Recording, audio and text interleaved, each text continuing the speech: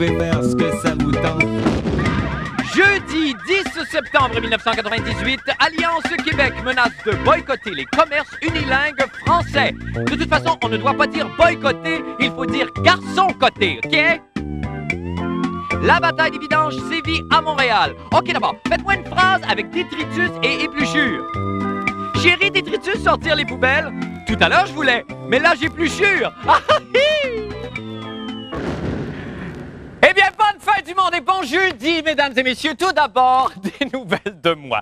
On le sait tous, c'est hier qu'a été déposé le rapport de l'enquête du procureur, M. Kenneth Starr, sur les chassés-croisés libidineux du président américain, M. Bill Clinton, et de la stagiaire, mot qu'on peut traduire en allemand par fucking slut, Monica Lewinsky.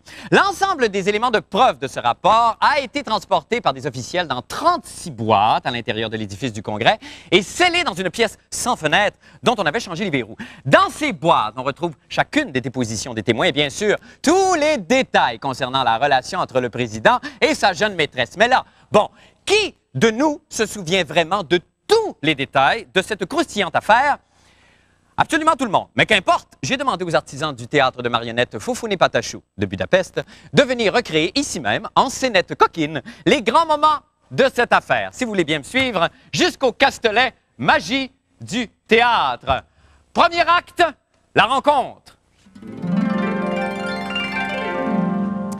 Alors, Monica, ici coiffée de son joli béret, fait son agace devant le président émoustillé. Oh mon Dieu, Bill, je suis comme toute full juicy, mon Dieu. Et le président succombe au charme de la stagiaire et décapsule la Jézabel.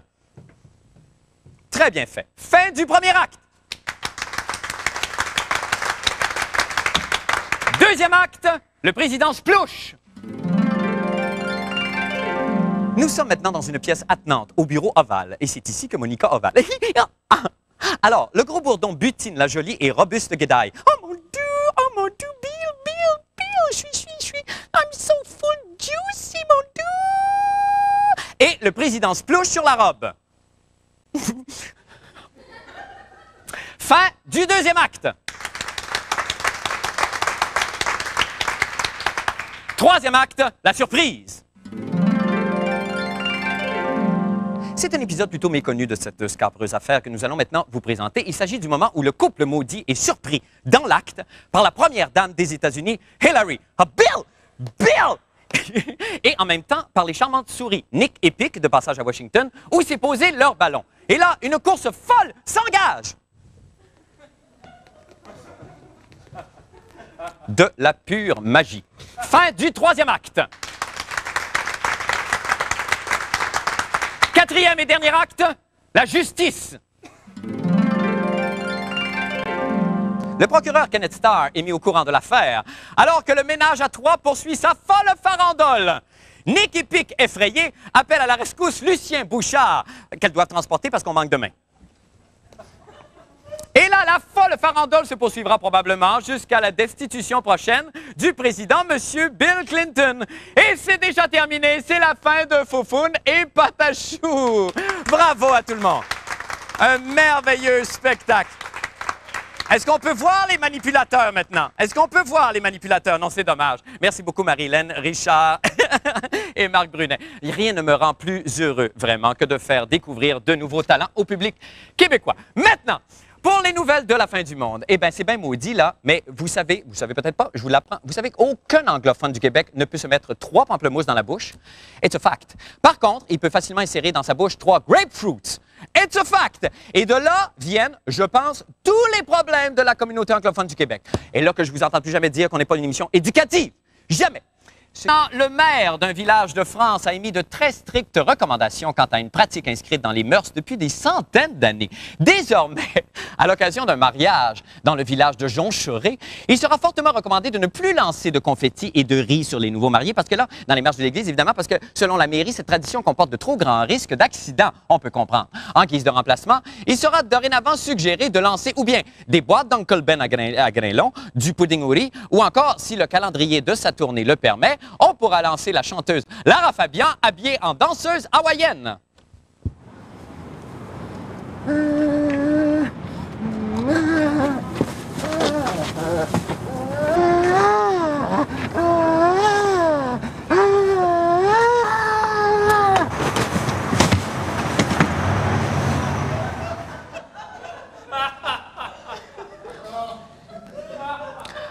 Après tout, la vie est si courte. On s'en va faire une petite pause et on revient avec d'autres nouvelles. Restez avec nous.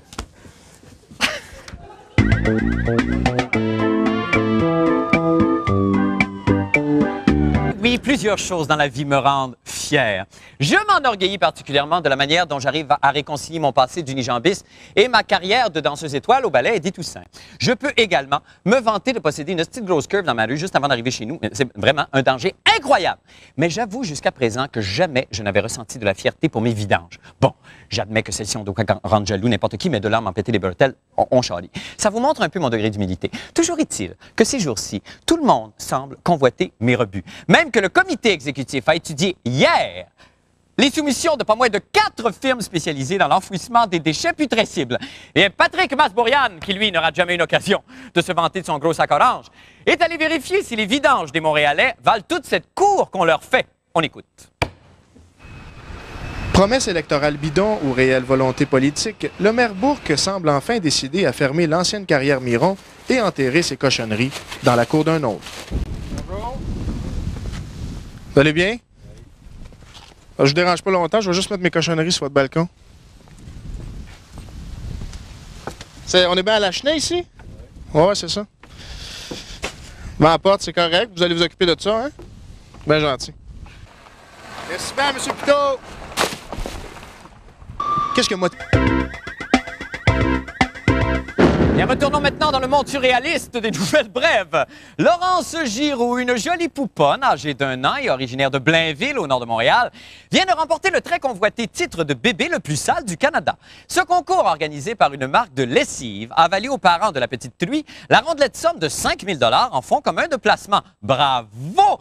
La repoussante pitchounette a été choisie grâce à une photo prise par sa mère où l'immonde gamine apparaît beurrée de chocolat. Apprenant la nouvelle, les habitants de Blainville ont spontanément pris d'assaut les rues et défilé en l'honneur de la petite salope. Le maire de Blainville, l'honorable Dick Latex, y est même allé d'une de ces fameuses gigues, oui, qu'on voit à l'instant, qu'il réserve habituellement pour les réunions du conseil municipal. L'élection de la dégoûtante fillette n'a toutefois pas fait que des heureux. Non, non, non. Ainsi, la légendaire rivalité qu'on connaît qui oppose Blainville à Sainte-Thérèse s'est trouvée ravivée par ce concours qui cause une controverse chez les Thérésiens et Thérésiennes. Et pour nous en dire plus sur ce conflit, nous recevons le président de la Chambre de commerce de Sainte-Thérèse, Monsieur Alain Goyette, qui nous attend. Bonsoir, Monsieur Goyette. Bonjour. Oui, Monsieur Goyette. Alors, que pensez-vous de la petite beurrée de chocolat de Blainville, Monsieur Goyette? C'est arrangé, monsieur. Comment? C'est arrangé? Bon, oui. C'est tout à Blainville qui ont tout. Moi, monsieur, j'ai participé au concours, hein. Oui. Puis mon petit, là, oui. Je l'avais roulé dans la merde.